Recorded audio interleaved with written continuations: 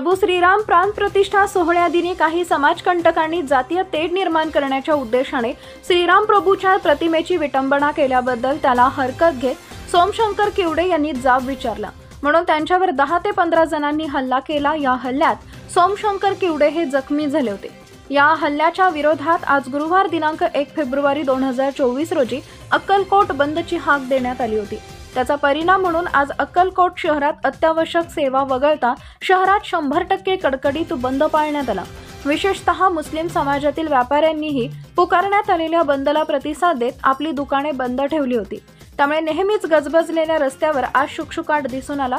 दरम्यान अक्कलकोट शहरात कोणतीही अप्रिय घटना घडल्याचं वृत्त नाही।